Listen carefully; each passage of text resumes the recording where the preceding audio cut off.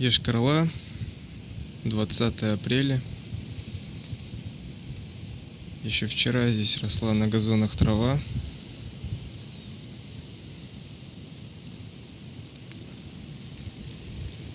Сегодня просто апокалипсис какой-то.